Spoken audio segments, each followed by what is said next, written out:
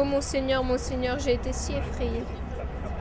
Monseigneur, j'étais dans ma chambre en train de coudre, quand monseigneur Hamlet, le pourboin tout délacé, sans chapeau, les bas sans attache, boueux et tout empli sur les chevilles, pâle comme son linge, et la mine aussi pitoyable que si l'enfer l'eût relâché pour dire ses horreurs.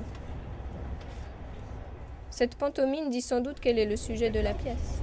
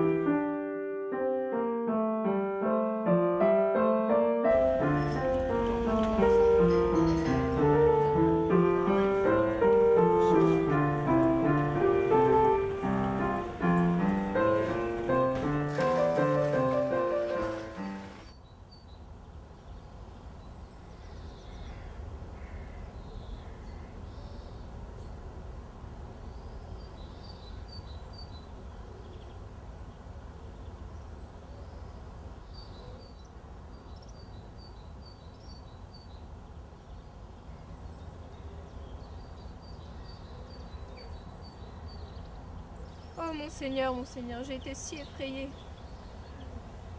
Monseigneur, j'ai été si effrayée. Monseigneur, j'étais dans ma chambre en train de coudre, quand monseigneur Hamlet.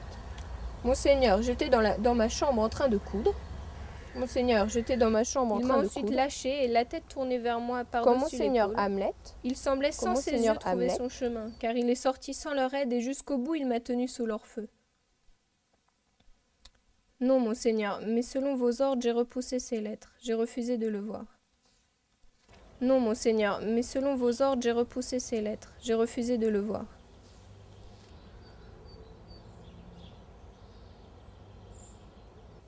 Si, mon cher seigneur, vous le savez bien, et vous donniez avec des paroles si douces que ces choses m'étaient précieuses.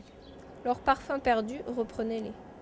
Pour les âmes nobles, les plus riches présents perdent leur valeur quand celui qui donnait se montre cruel. Les voici, monseigneur. Monseigneur? La beauté pourrait-elle avoir une meilleure compagne que la vertu, monseigneur? Il est vrai, monseigneur, que vous me l'avez fait croire. Je fus d'autant plus trompée. À la maison, monseigneur. Secourez-le, sieur Clément. Ô puissance du ciel, guérissez-le. Oh, quelle âme noble voici détruite. Les manières d'un prince, la parole d'un savant et le glaive d'un soldat, l'espérance et la fleur d'un heureux royaume. Tout cela brisé. Et moi, de toutes les femmes la plus accablée, la plus triste, ayant goûté au miel de ces beaux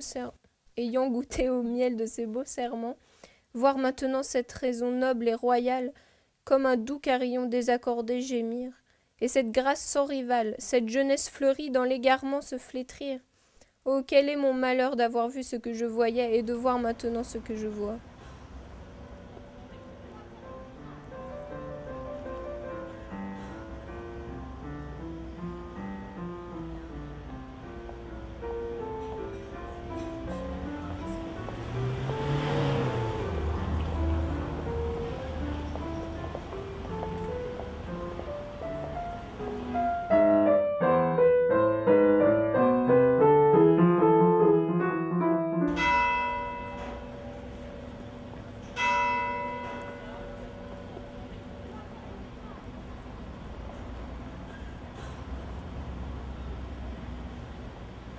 Voilà du romarin, c'est pour le souvenir, mon amour. Souvenez-vous, s'il vous plaît. Voici Où est la belle reine du Danemark? Pour la pensée.